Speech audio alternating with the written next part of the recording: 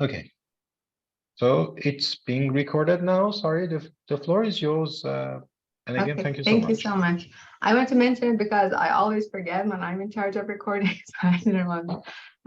Okay, so the title of my presentation is Complexity, Contractarian Diversity, and Dynamic Structures, a structural turn in social contract theory. And I'm just going to dive into it.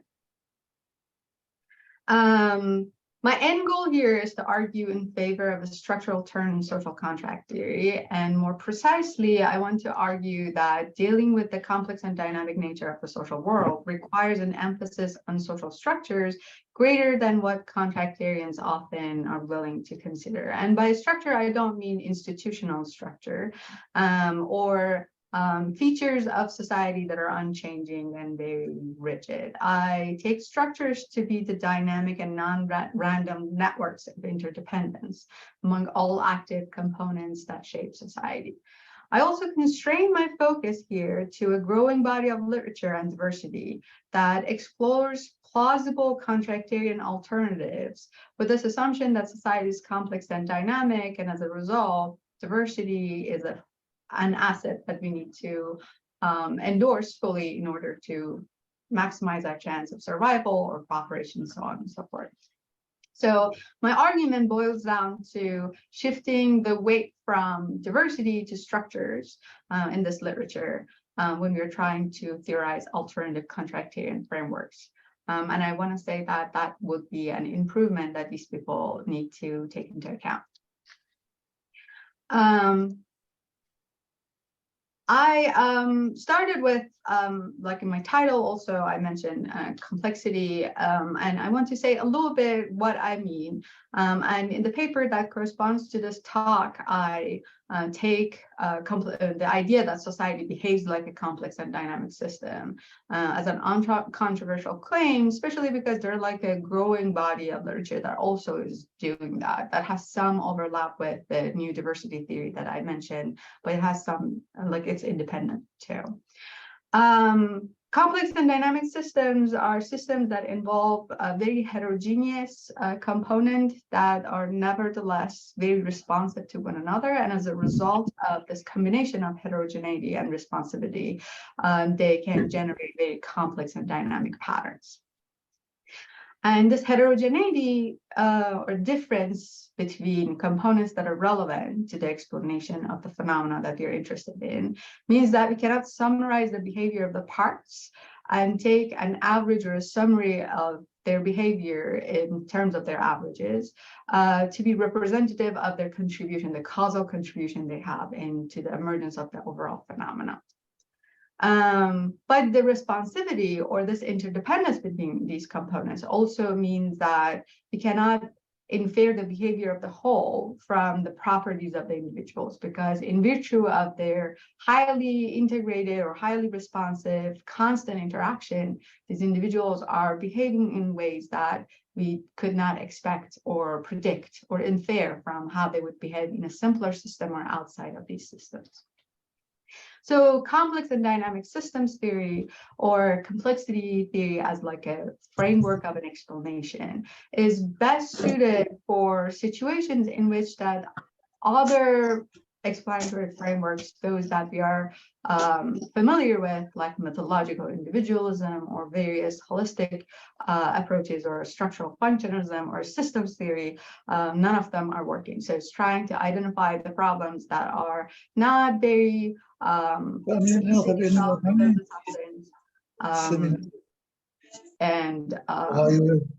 try to solve them.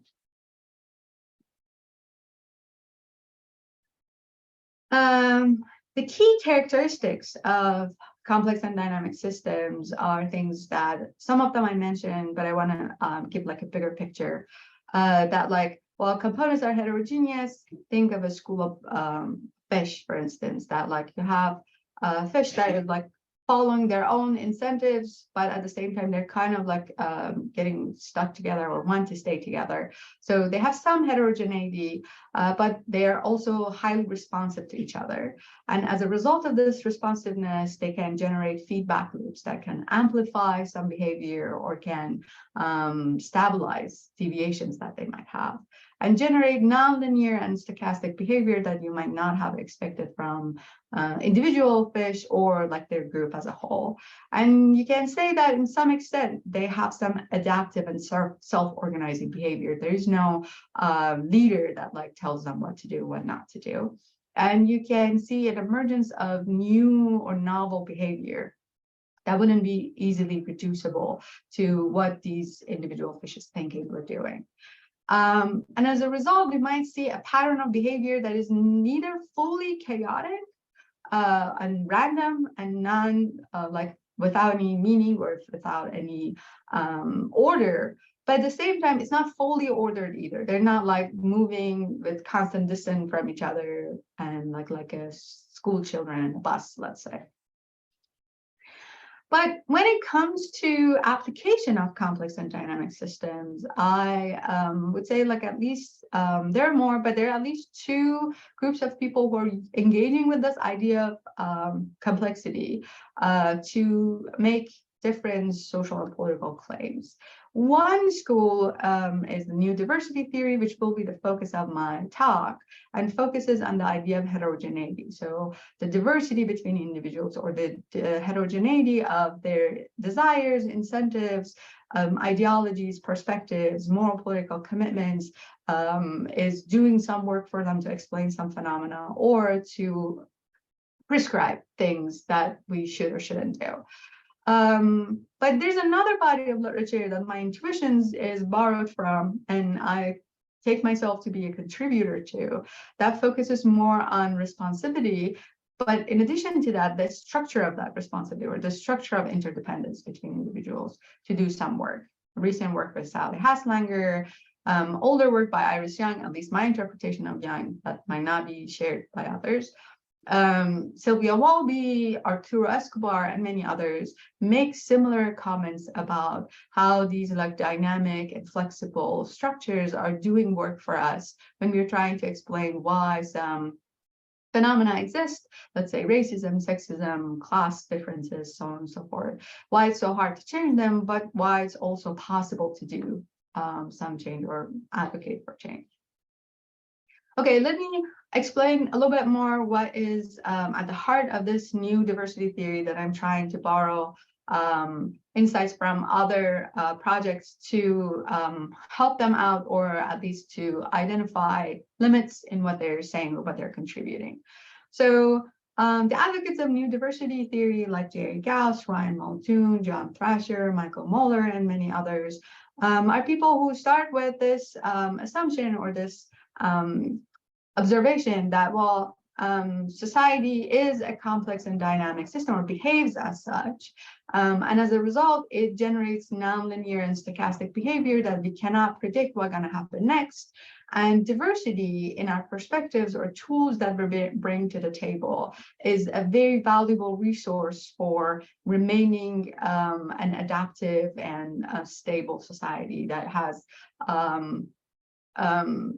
tools to use most of its resources, or a lot of its resources, and maintain cooperation within it. But they also argue that the scope of this diversity goes beyond conflict in our interests or needs or desires in ways that social contract theorists are often very comfortable talking about. It can go deeper, and it can get to deeply held moral and political commitments that we have. And the question they're asking is that, given this perspectival diversity, given this diversity in our deeply held moral and political commitments, can we still use social contract or social contract theory to facilitate cooperation in ways that it suggests that it can? So just to highlight the main point of friction here is that you have this idea of like public reason, especially in liberal interpretations of contractarianism, in which political decisions should be based on reasons that are acceptable to all members of society, regardless of their particular religious, cultural, or philosophical beliefs. So public reasoning is relying on this widely shared and widely recognized as legitimate principles and values. And the question is, what happens if the openness of our societies lead to a situation in which we don't have that much of a shared values and principles? Can we still use tools like veil of ignorance, let's say, to get rid of our differences and use those shared values to come with principles or rules that help us coordinate our actions or facilitate cooperation in our society? So going back to the question, given this perspectival diversity, can social contract be still useful in maintaining cooperation? I want to share, or my contribution here is to say that yes, but not without attending to social structures. As a quick side note, also, I want to highlight that the new diversity theory wants to say that diversity is useful for sure, but its usefulness, like this literature suggests, that it goes beyond what we usually consider as instances of diversity. So it's not just diversity in experiences, backgrounds, blah, blah. It can be ideological diversity, or what they call perspectival diversity. And it has like a significant political reason, which I kind of am going to dismiss throughout my talk and pretend that it doesn't exist. But it might be helpful to put things in context and understand where they're coming from. So here's a quick roadmap of what I will be doing in this talk. My goal is to say that shifting weight from diversity to structures and theorizing alternative contractarian frameworks would be an improvement for new diversity theory, at least. And the first step is to show that if we do this shift, nothing of value will be lost for them. So they can still talk about whatever concern they have. And they would be still valid and still be a project. Is just highlights a deeper structural root in what they're already saying.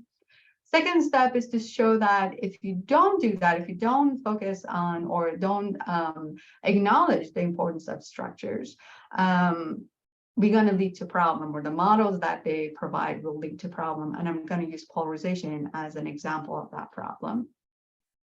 And then I'm going to use the very structural problem to show that, like, if we pay attention to structures, it can also guide our action to think about what we can possibly do to address problems such as polarization. That is a big problem for cooperation. Okay, step one, shifting to structures would not reduce the significance of the main cooperation concerns. The way that I understand this literature can be summarized in the following argument. So premise 0, or the background assumption, is that society is complex and dynamic. And the first premise is that, well, if society is complex and dynamic, it seems like perspectival diversity is its constant feature. You have flow of immigrants, you have media that generates like different kind of views about the world. You have people who are coming from different religious backgrounds. There are so many things that changes or diversifies people's basic moral political commitments. Second premise is that in the presence of perspectival diversity, classic models of rational deliberation and public reason is failing. And rational deliberation and public reasoning seem to be necessary for achieving impartiality and securing cooperation. So in the absence of an alternative, it seems like we have a problem. Perspectival diversity is impeding cooperation.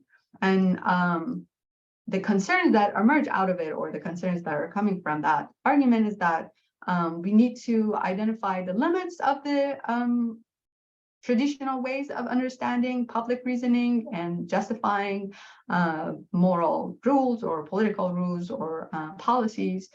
And we need to provide an alternative theoretical framework that help us capture how we can converge to norms, or how we can maintain cooperation, despite the fact that people are different in their ideologies or background commitments. The second concern is to show that perspectival diversity is not a problem for cooperation, and in fact is an asset. So I keep those structures intact, or I'm hoping that in the first step, or the first section of this presentation, I can show that those concerns are still valid if I change the focus to structures. So my structural concerns are focused on, let's say, the first three premises. So in what follows, I'm going to highlight the importance of structures in complex and dynamic systems in general, and then show how it plays a role, or structures play a role for the stability of perspectival diversity and its emergence to begin with, and then explain how it can have consequences for the objections that we have, or how we can reinterpret and rephrase problems that we have with rational deliberation in terms of public reasoning. I also want to invite you to note that summarizing the argument as I did not require any mention of structures, but neither diversity of isolated individuals nor the interdependence of identical ones generates complex and dynamic systems in ways that I'm going to explain shortly with an example. And if interdependence matters, well, the structure of that interdependence matters as well, which I hope that my examples can support. And these structures are non-random, heterogeneous, and dynamic. Okay, so let me start with the background assumption or premise 0, or the idea that society is complex and dynamic. Okay, so complex and dynamic systems, as I mentioned earlier, are composed of heterogeneous and reflexive components. But the structure of that reflexivity, interdependence, responsivity, or however you want to conceptualize the reactions that components have in response to each other, is what is at core when you're thinking about distinguishing different kinds of systems from each other. So you have like chaos that has no structures, let's say. You have complex and adaptive systems, or complex and dynamic systems in the middle, that have the features that I listed earlier, and you can see also here. And you have control systems, or systems that they maintain their stability, but they're not necessarily growing or responding to anything, or have the ability to change endogenously or respond to exogenous change. And what distinguishes these systems from each other is structures, in ways that I'm going to explain. But before explaining that, let me clarify what I mean by heterogeneity in ways that this literature also uses as the idea of diversity. So if you take individuals as a primary unit of analysis, which you have good reasons not to do that, but because this literature does, I'll grant it, then heterogeneity is simply something like variation in individuals' needs, desires, incentives, material interests, resources, so on and so forth.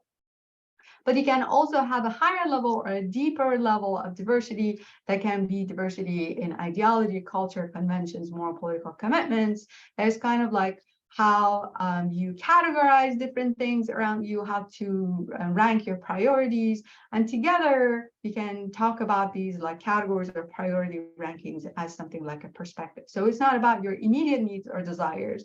It's about like categories or rankings that you generate over time, or it's given to you by your culture or your background or your ideology in order to satisfy those needs. So it can be like second order or higher order. Responsiveness here in this context is simply a sensitivity to actions and behaviors of others one way or another. And my claim at the core is something like only when heterogeneous individuals or individuals with diversity become highly respective and responsive to one another, we can have dynamic and complex behavior. And one example of that can be helpful to have in mind is like some birds are flying around and they don't have like any like groupness or group identity, or like they don't feel like they're the same flock or whatever. Each of them might have different incentive, different goal, different need, and they're just flying around to get to what they want. And the best they might be able to do is to like avoid bumping into each other, and sometimes when they do. And the pattern of behavior that you see is utterly random. It's there's no meaningful order, even temporarily, that you can identify in their behavior. But that is very different from what we can see when birds are like behaving differently. So this is an example of what they call murmuration, or when birds become at least minimally responsive to one another, in a sense that they might like follow a simple rule that like, I want to maintain a relatively constant distance from my neighbors in front of me and on my sides. And you can see like these complex patterns can emerge, especially because this responsiveness is going to give us positive and negative feedback mechanisms, which I'm going to explain next slide. So let's say that this is like a snapshot of the video that I just shared, and you have like in this corner, you have a group that is like flying away. What happens is like you have like a few birds, or say even one bird, who is deciding that I want to go left. And because other birds are trying to remain responsive to this bird, or are responsive to this bird and want to maintain a roughly constant distance from this bird, they're going to go left with that bird too. And the more birds are flying left, the more they have neighbors who are also flying left. So it's a reinforcing feedback mechanism that like change or makes it such that a small move to the left can get amplified and generate like a bigger group going to the left. But at the same time, there are other birds who still want to maintain their a relatively constant distance from others, and want to bring the whole group back to the bigger group. So we end up with a push and pull mechanism, one that's pushing them away and the other one that is pulling them back. And with the right proportion of these push and pull, you can see that kind of mesmerizing behavior that is evident in this video. As a result of this push and pull, we can also get behavior that people describe as an adaptive behavior. If, I don't know, there's like an obstacle in front of them, they can figure out a way to work around it. And it's a self-organizing group because there's no leader or that like guides these birds' behavior, or none of them might even know what's going on, or have an understanding of the general pattern that they're generating. But still, they manage to generate this pattern that we are observing. And in some sense, you can say that you can observe an emergence of new traits that this group has that cannot be reduced to what those birds individually are capable of doing. There are many examples of reinforcing and stabilizing feedback mechanisms in social systems. So it's not just like individual or human social systems, not just birds or fish. Famous examples of reinforcing mechanisms are bank panics, protests, pandemics even, that like something happens at a smaller scale, but with the right kind of structure, it can grow. And the growth means that you can have a cascading effect that captures the whole country or sometimes even the whole world. Bank panic is like a familiar example of that. Protest is another one, and the map that you're seeing is the map of the protests for the Black Lives Matter movement in the summer of 2020. So both the fact sorry, I think there is apparently a question. Yes, Henri Paul, please. Do you mind, Sahar, if? No, of course. Yes. Okay. Could you come back to the first, the previous image? This one? Not that one. Yeah, that Okay. one. Yeah. I have noticed that you call that I just shut the door, the window. You call that self-organization. Yes. But I've seen somewhere someone analyzed this particular form, and they say that it needs at least 7 individuals in order to be able to redirect on the spot in order to be able to create these patterns. Yeah. So for me, it's not a self-organization. It's still a small group, but it needs a small group to make a new patterns or a new direction. I hear What do you you. think about that? I think that's a lovely question, but if you don't mind, I'm going to come back to it towards the end.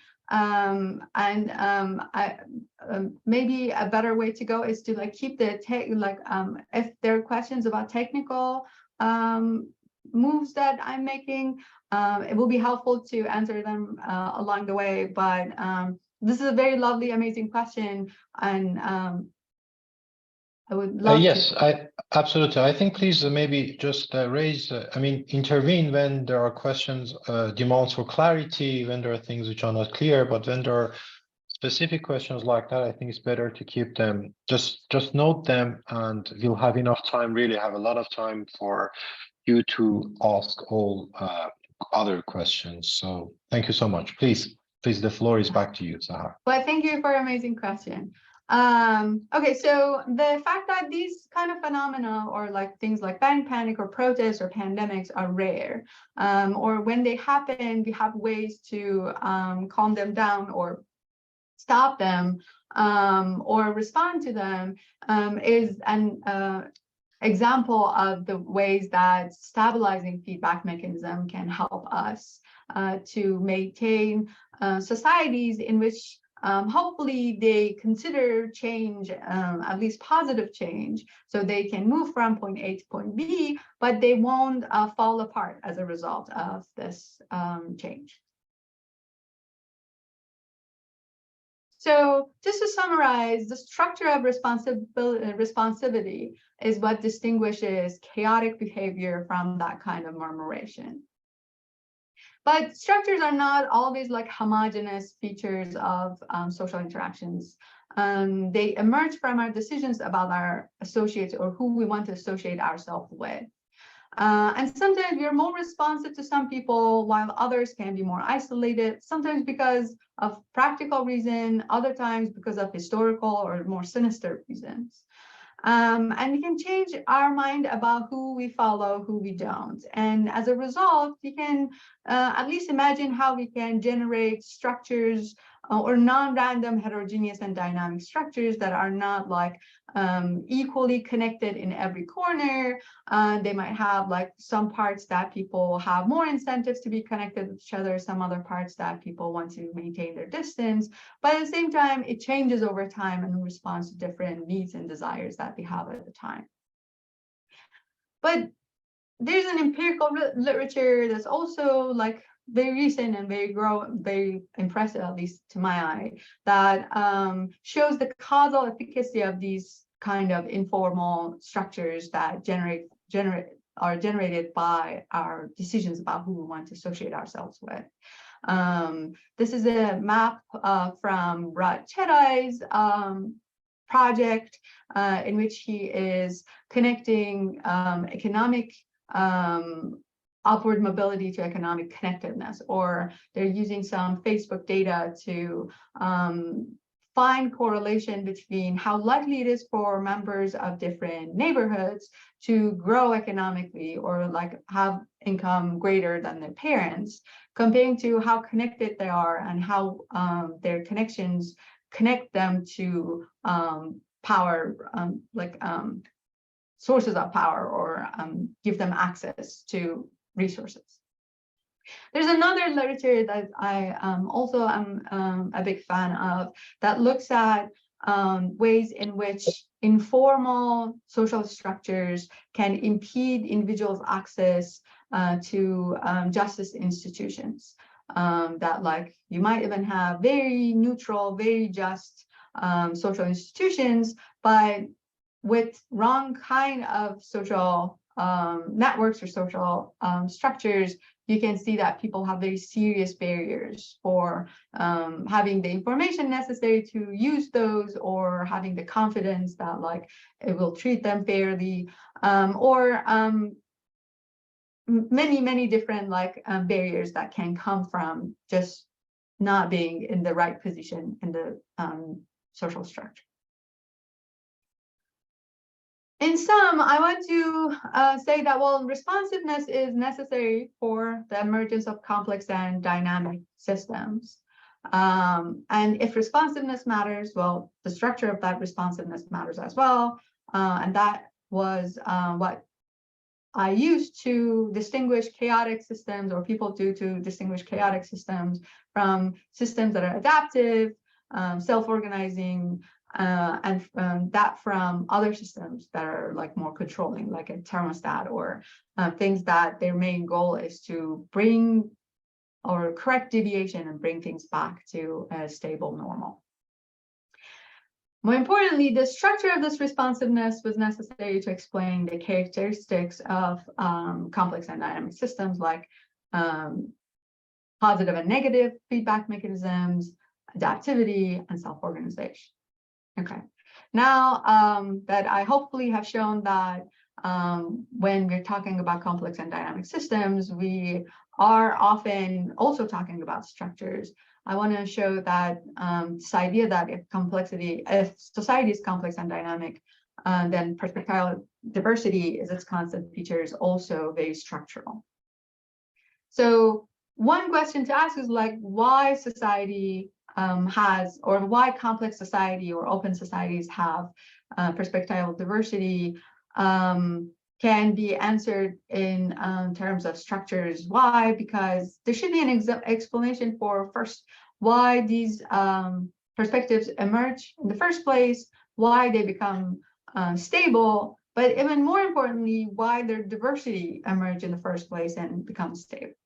And there's a standard evolutionary model that people give when it comes to the emergence of ideologies or emergence of social norms or conventions.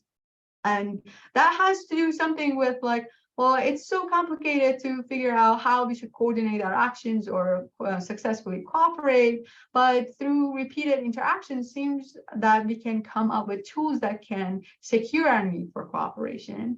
And these tools can generate also clusters of concepts and behavioral resources that we kind of call ideology or culture or norm or perspectives in this case. We can rely on these rules to cooperate with others and pass them on to the next generation so they can facilitate their cooperation and maybe alter them to some extent. But they gain stability from their relative success and the fact that many people adhere to them to manage their own expectations and the expectations that others have from them.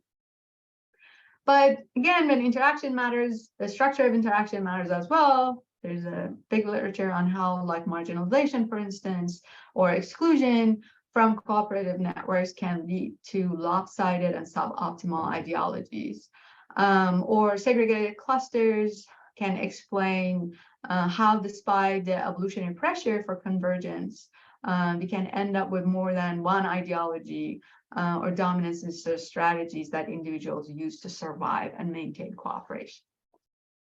I acknowledge that not everyone buys this instrumental rationality, evolutionary models of game theory to conceptualize how perspectives emerge or ideologies emerge.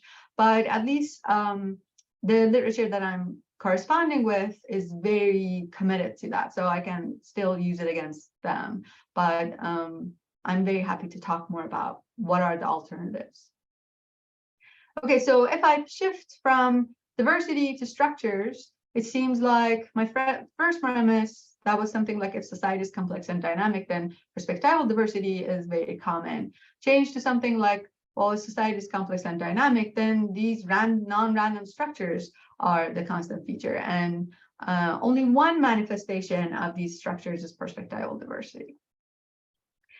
And with that, the second premise that was about criticizing the classic models of rational deliberation and public reason, or the veil of ignorance kind of argument about how we should come up with principles of justice or ways to converge our diverse needs and desires also gonna change to something like, well, these non-random structures of interdependence is the problem. And one way to think about that is like the following, that what the veil of ignorance is asking us to do is to infer from what individuals' needs or desires would be if they're kind of minimally responsive to each other, and use those principles or those agreements to talk about very different structures that can generate very radically different needs or desires, or radically different norms or principles that would be applicable or helpful for people to navigate their social world. And the question is whether we can actually do that if we take into account that what people need here might be very different from what people need in different structural contexts. And there are many people who have already argued that, so I'm not saying anything new. Annette Bayer, for instance, famously has this idea that, like, well, just look at like people who are more interdependent, maybe just because like they have they're poor and they're financially dependent on their community, or people who are caregivers and they cannot just like drop the person who they're caring for.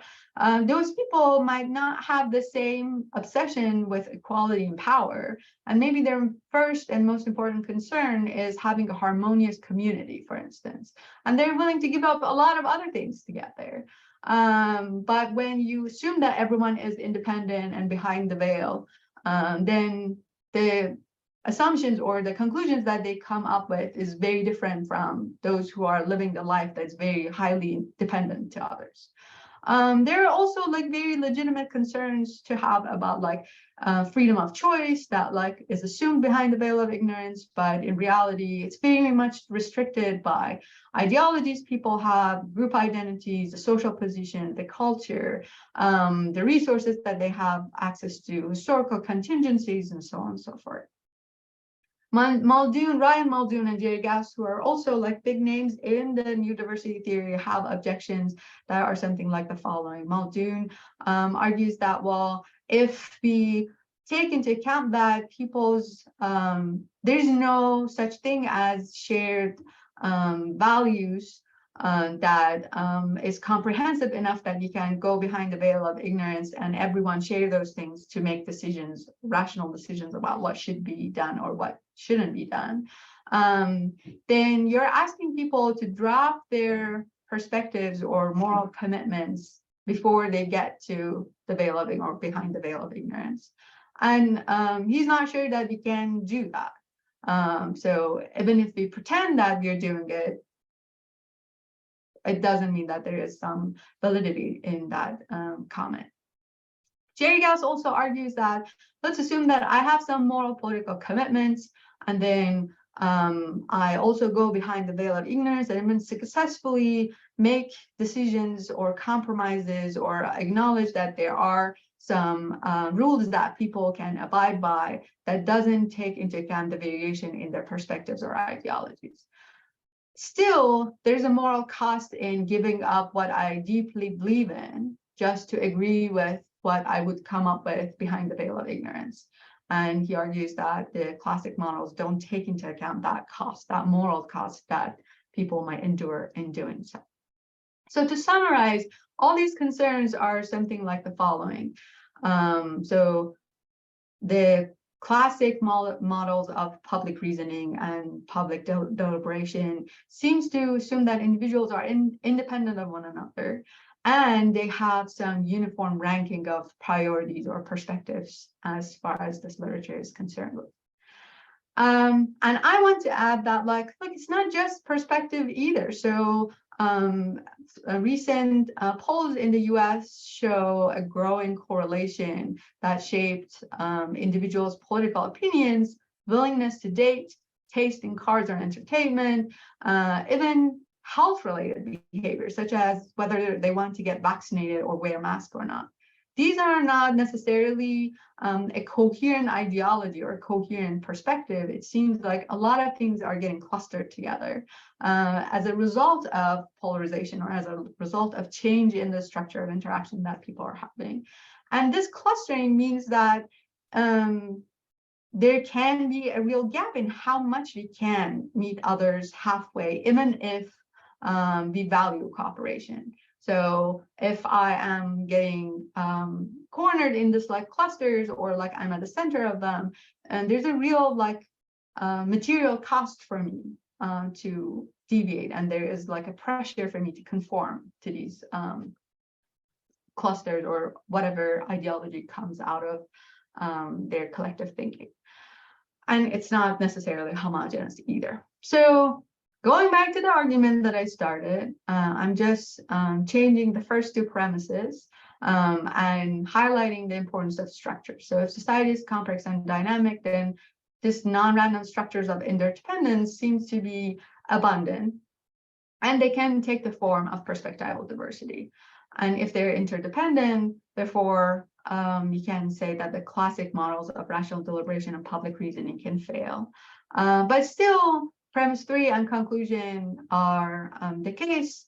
The conclusion just going to be the non-random structure of interdependence seem to be the biggest problem for cooperation. And the concerns are still intact.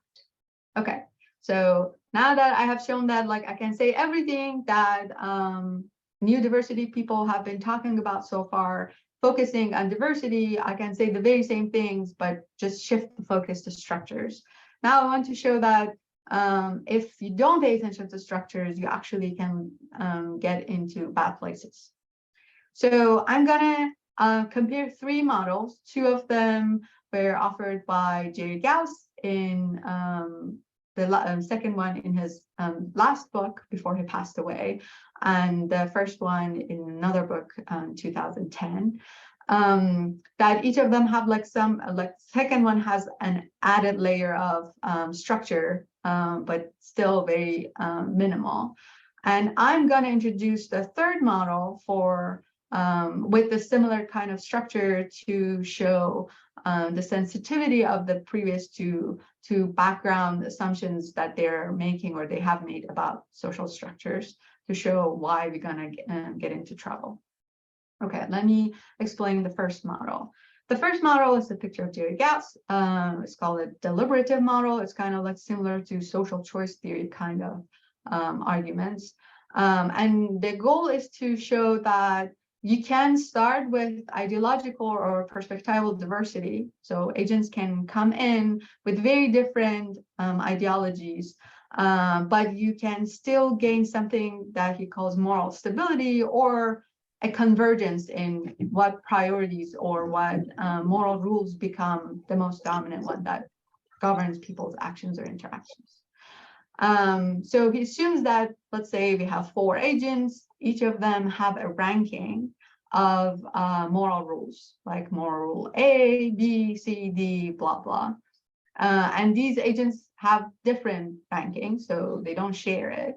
But there are like moral rules that they know that like no one else gonna abide by, because like they're strictly dominated in these rankings. So like E, for instance, is lower than Z for everyone. Z is the rule of not having a moral rule about the subject matter, for instance. Things like masturbation or premarital sex or things like that are things that he came up with this conclusion that these are not moral matters. We should like get them out of our moral, like the scope of our moral concerns. So you have some rules to figure out which ones you have to get rid of it, and Gauss wants to show that agreement is possible even if we start with this kind of diversity in rankings. And when you follow those rules, you might like end up with like a constraint or a smaller set of agreeable rules for all agents. And then you can just let them bargain with each other, and they can figure out which moral rule is the more plausible one that they all gonna agree among those who they already agree that is like agreeable. It's like they can do that. And you can say like some of them are more costly than others. It's like a 2x2 game that he calls a coordination reconciliation game for moral rule 1 and moral rule 2. And like player 1 rather to play rule R1 or chooses moral rule 1. But player 2 thinks that moral rule 1 is like on the second best place. So she rathers to play R2 instead. And you can say like this kind of structure has, given that they still want to cooperate with each other and come up with some agreement, tells us that they either both going to go with R1 or both going to go with R2, and we don't know which one, but one of them would be good. So still convergence is possible, even if we started from very diverse ranking of moral rules or very diverse perspectives. Note here that responsiveness is very minimal. It's just like comes up, interaction with others only come up at this state that people are doing this bargaining thing. And Gauss acknowledges that this is too minimal. Society doesn't work that way. So he wants to add some layers of responsivity or some structural components into the model. So he offers this alternative model in which individuals no longer rank moral rules independent of one another.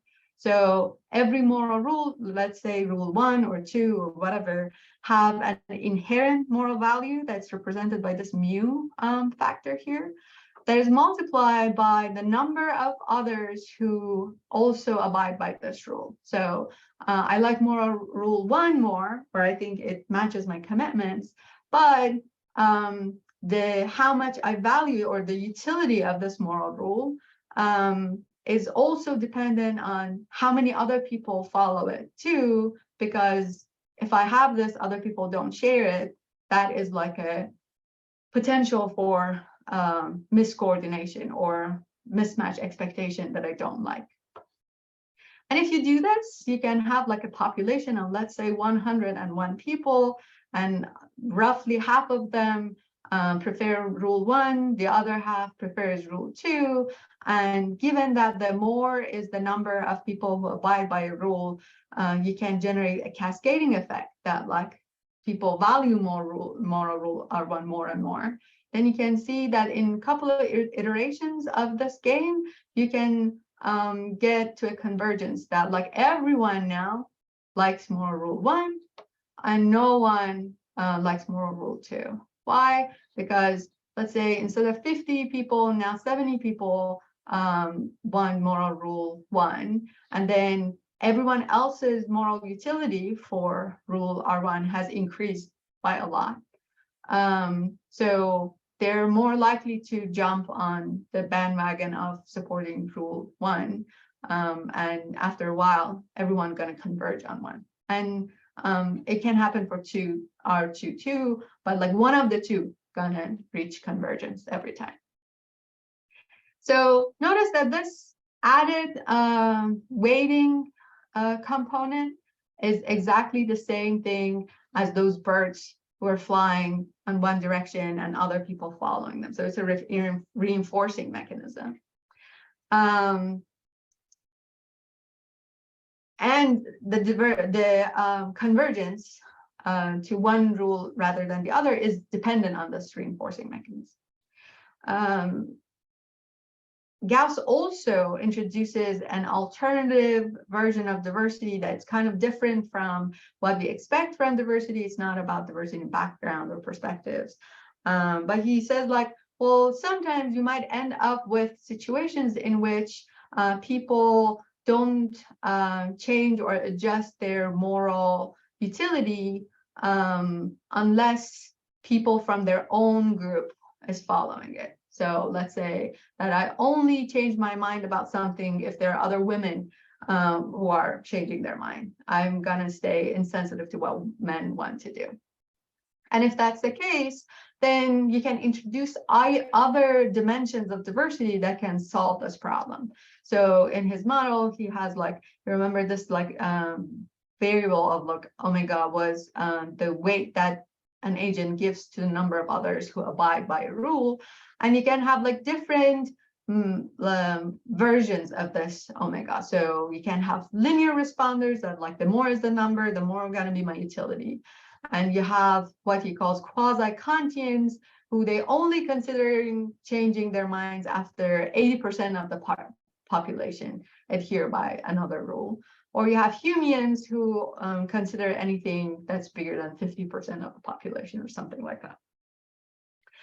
And he shows that even if you have some discontinuity in your population, or if you have some difference in the reference group, if people are only responding to women or responding to people with the same political affiliation, so on and so forth, you still can increase the diversity in this alternative way of thinking about it, and you still can gain convergence in ways that was predicted in the previous one.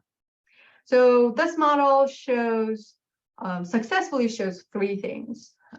First, it shows that alternatives to the veil of ignorance are possible because people are just interacting with each other, and as a result of their interaction or like thinking together, they are coming up with some solution that works for everyone. Second, he's showing that perspectival diversity is not an impediment for convergence and thereby for cooperation. And third, he's showing that increasing diversity star, or this like new dimension of diversity, or how responsive people are, increases the speed or likelihood for cooperation, or like getting to a convergence. And he's not saying that's the only way that we should increase diversity, but we should have a diverse understanding of what diversity means. And the more diversity, the merrier kind of situation. Okay. I hope that I've shown the merits of this view very charitably. Now that I'm going to start taking it down.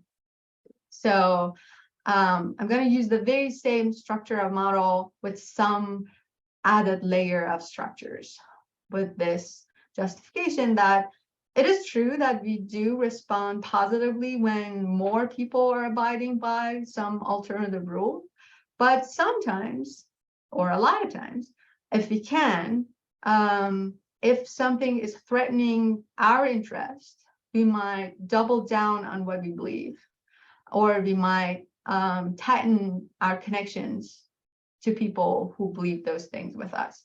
So it seems like he's talking about like a push, a reinforcing mechanism that is generating a cascading effect. And I'm saying that, well, there's sometimes a pulling mechanism or a reinforcing mechanism that brings us back together.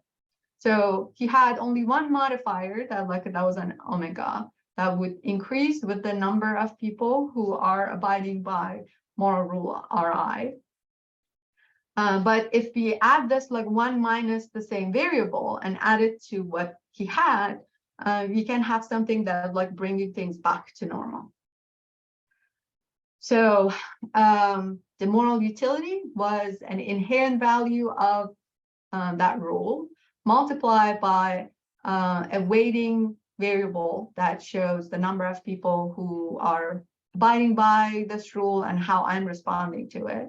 But I'm adding another variable that's like pulling back, like how threatened I feel, and as a result of thinking that people don't agree with this ideology that I'm very committed to, how much that going to cause me to double down or generate communities that would like stabilizes the norm and make sure that change won't happen. So this is the prediction of Gauss without this stabilizing variable. You can see it on the right. So it's a converging moral utility.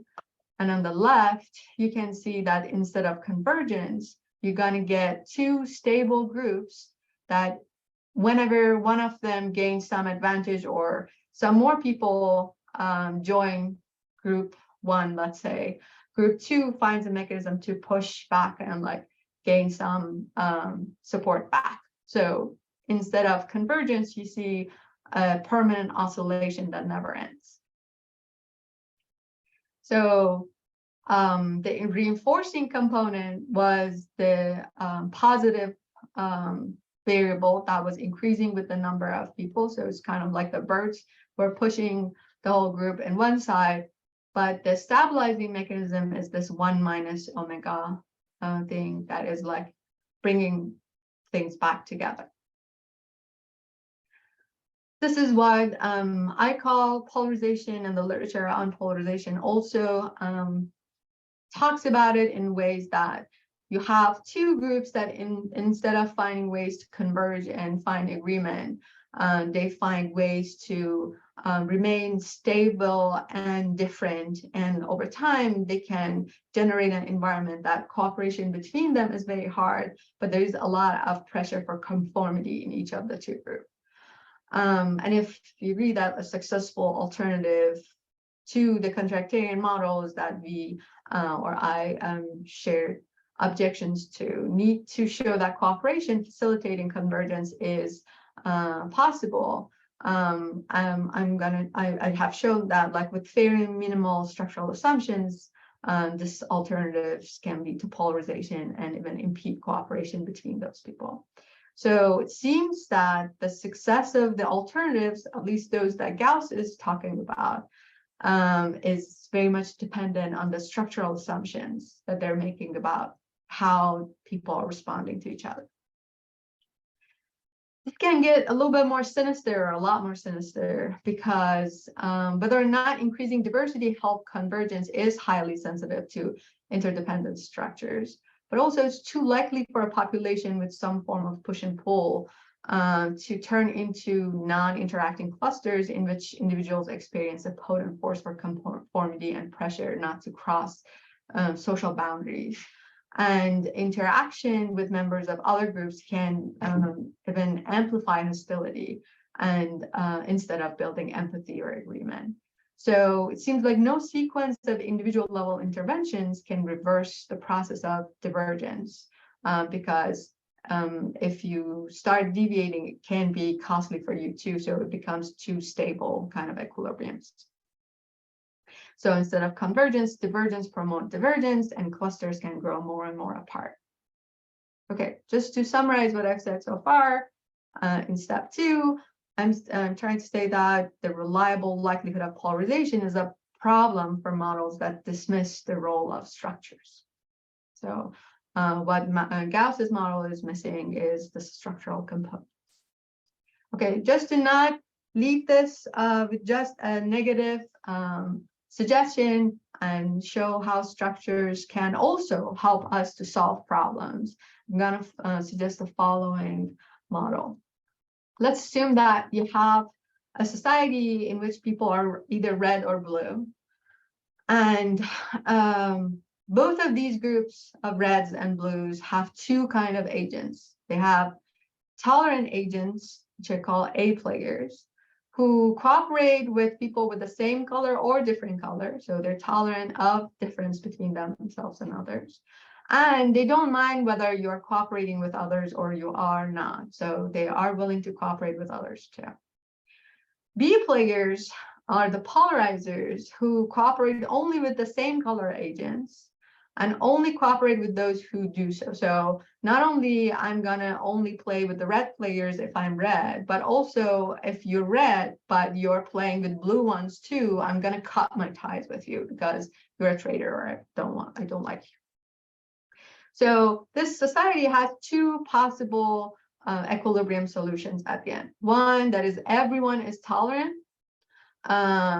The other one that is everyone is like a polarizing agent, or they like end up polarizing or being polarized. So what I want to suggest is, like, let's start with the polarized one, and let's assume that we, for whatever reason, we ended up there, and figure out what it takes for us to move to the alternative that everyone is tolerant. And I'm going to assume that if you are a tolerant agent, playing with another tolerant agent or interacting or cooperating with another tolerant agent has the highest payoff for you.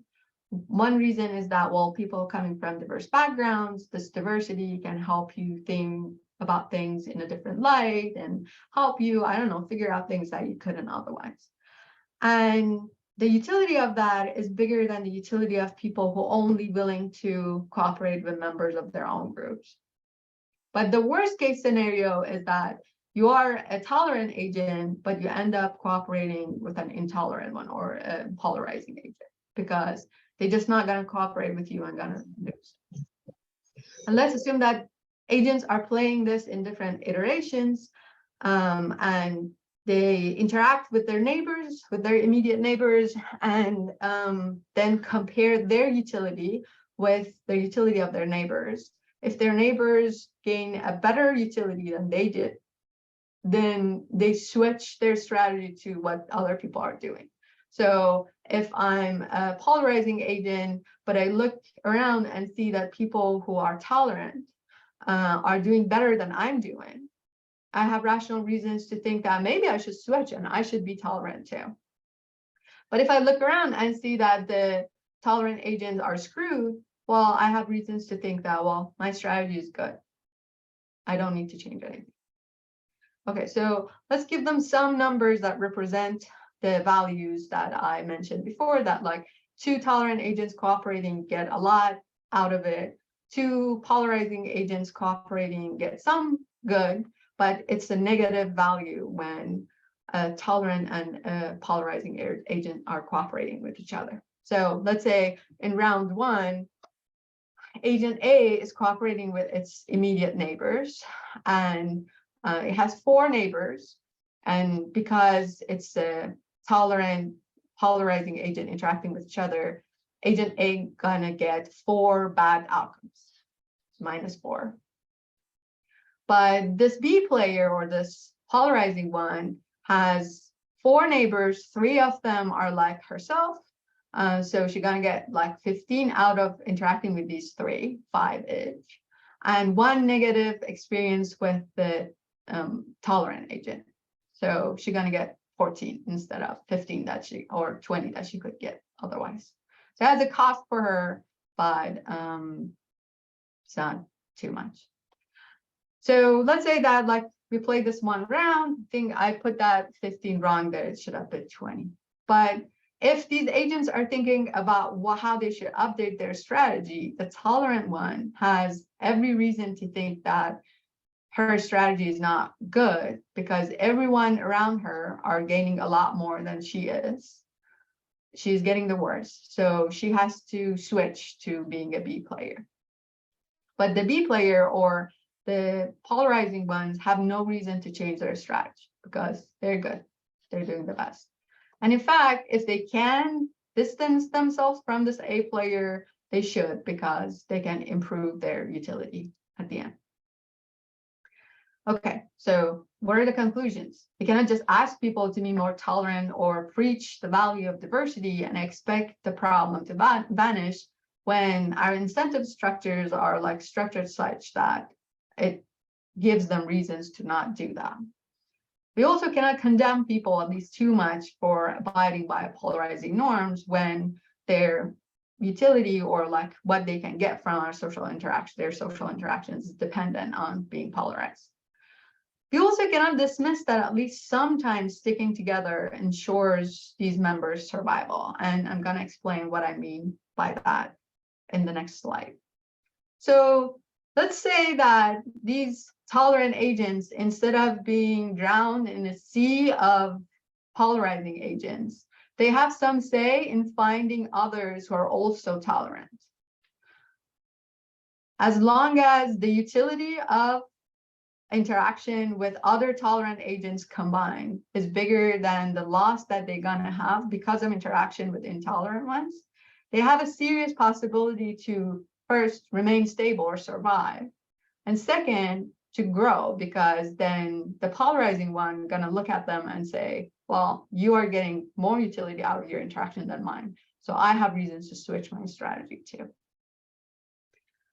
And I'm getting this idea from Axel Brett's famous work on the evolution of cooperation in his 1984 work. So we can generate a self-organizing process that can grow over time and hopefully can amend polarization. How much clustering you need? Well, you need clustering that, let's say, like P% of my interactions are with other tolerant agents, and the rest of my interactions are with intolerant agents. As long as the sum of these is more than interacting just with polarizing agents, then I'm good. And I'm giving reasons to other people around me to copy my strategy, and they also be tolerant. There are obviously limits to the model that I just shared. Like at the basic level, players should not trigger any stabilizing mechanism for those polarizing agents that would generate reaction from polarizing agents. Players or the tolerant ones should be also strategic about their social connection. So they should find like a mechanism to make sure that the person is actually a tolerant one. And that also can generate like other kind of stratification or social mechanisms that might or might not be helpful.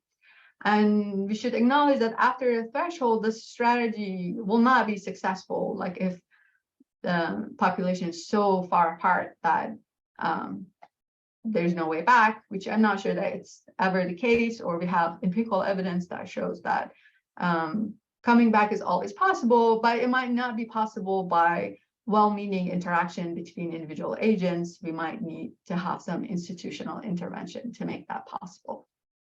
Okay, so to summarize the whole presentation, I started with showing that shifting my focus from diversity to interconnections and their structures will only generalize the main concerns that the new diversity literature had. And second, I showed that doing so explained the emergence of genuine problems about cooperation in complex contemporary societies, such as polarization. Then I showed that this attention to structures can provide guidance for us to address these problems that can come with diverse societies and the complexity of them. Therefore, I want to conclude that shifting the focus from diversity to interdependence structures is an overall improvement for the advocates of the new diversity theory. And thank you.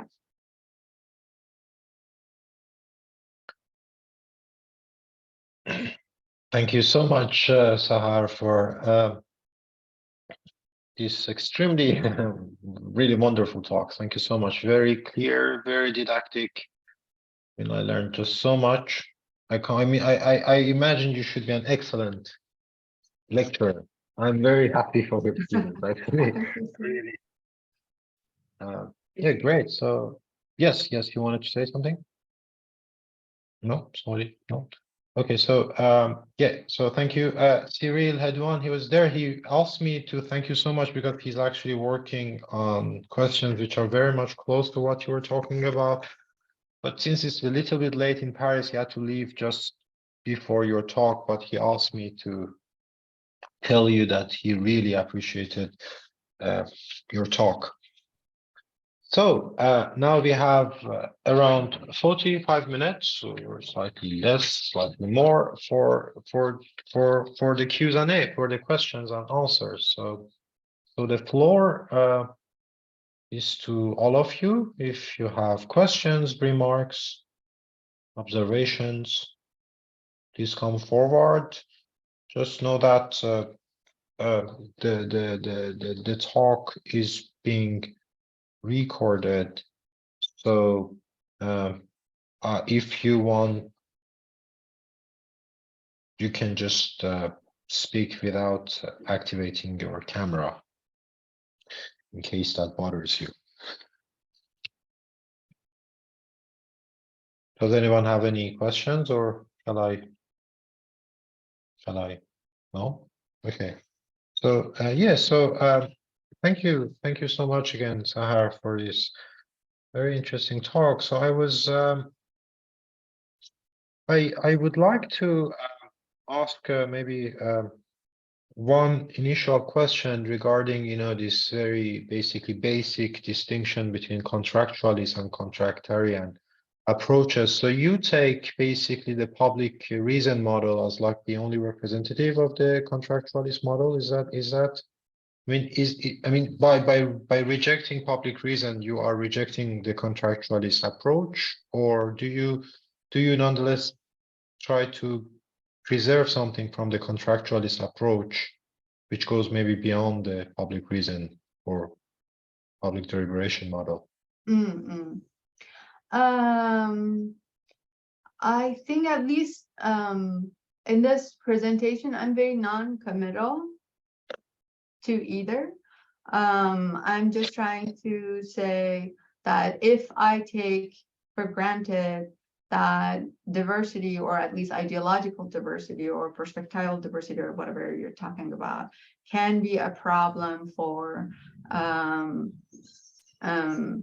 any form of theory that thinks that people have self-interested reasons to come up with some form of contract or agreement that would help them live a social life, or help them cooperate with each other, so on and so forth.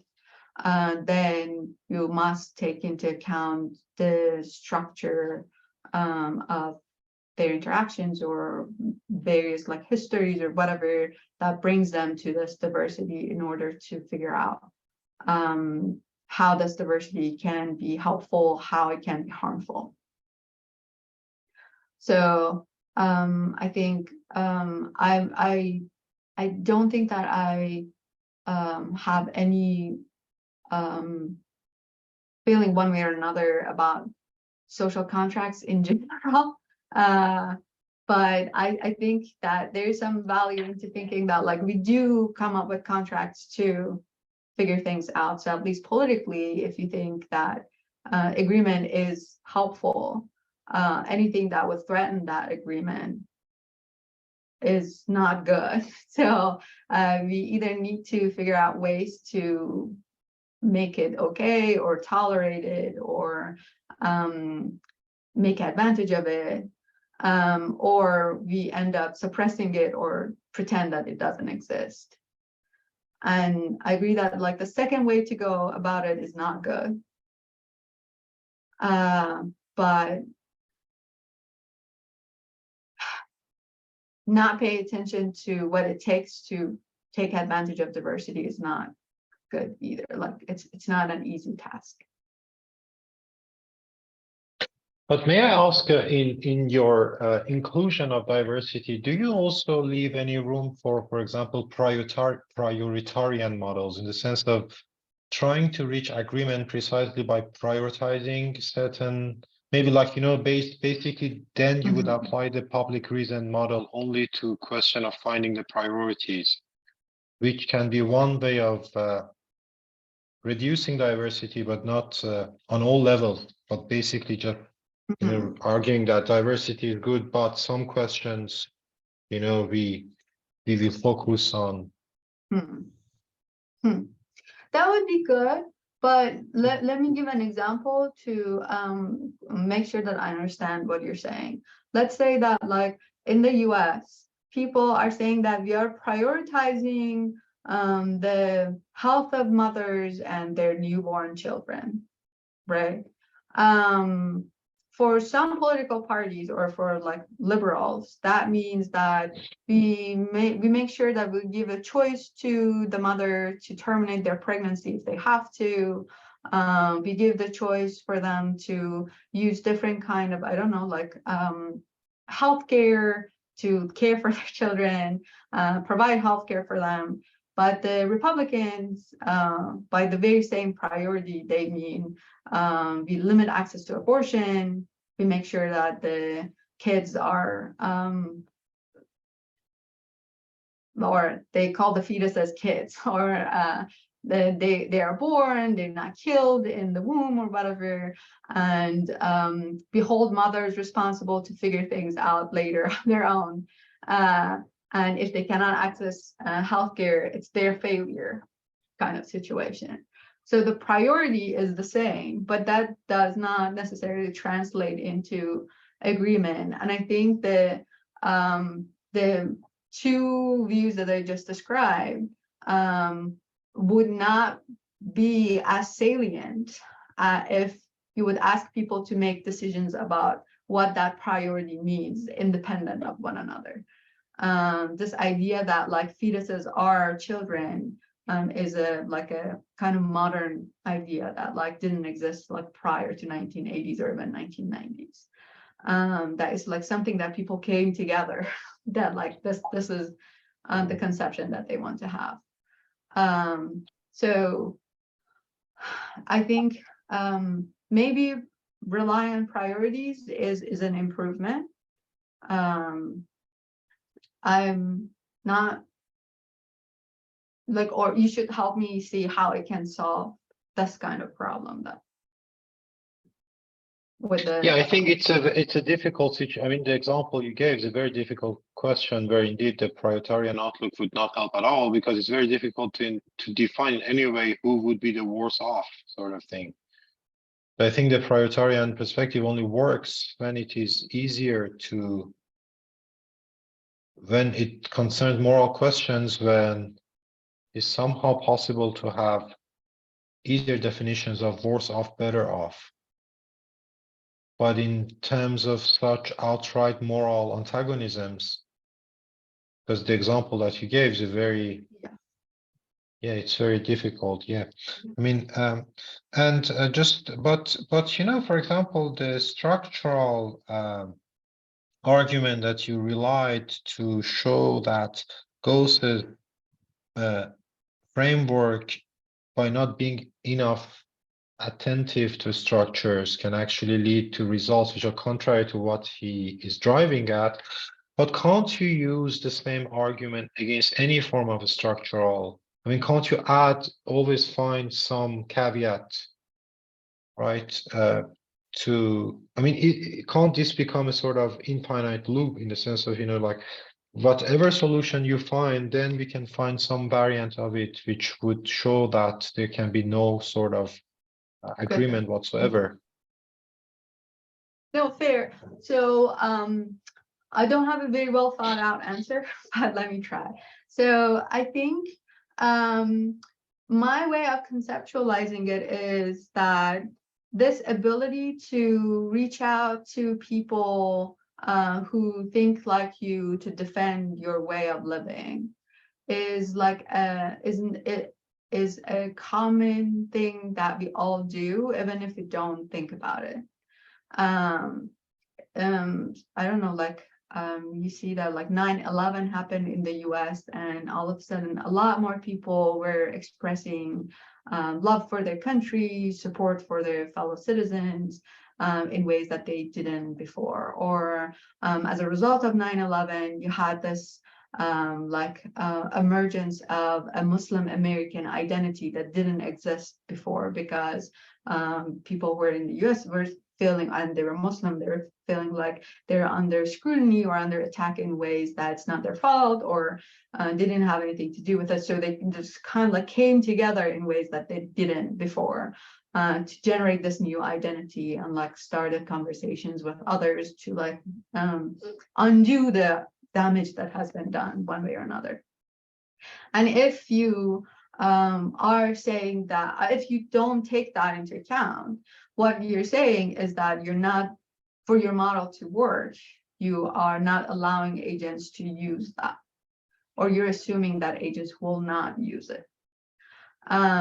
Either way, because it's such a natural, common reaction that we all have in response to different kind of changes that happens around us, I think it will be too demanding, or the assumption that this kind of behavior exists is not too far off from reality, in ways that if your model doesn't take into account this kind of behavior, it is giving an answer that's not going to be replicated in the world. So not relying on structures in the sense that you want to say that not only I don't rely on structures in my model, but also I prescribe people not using their relations to survive, is something that I don't think is plausible, or it can easily happen. Maybe if you have like a more individualistic society, as a result, people are gonna like use that less. But even if very individual, like the most individualistic societies there is, you see that this kind of behavior occurs, and polarization actually is a big problem. Yes, very, very interesting. Thank you so much. Yes. Other questions, remarks? If others would like to intervene. If you want, maybe to make it easier for others to to also participate, I can at this point maybe stop the recording. It's gonna maybe make it easier for others then to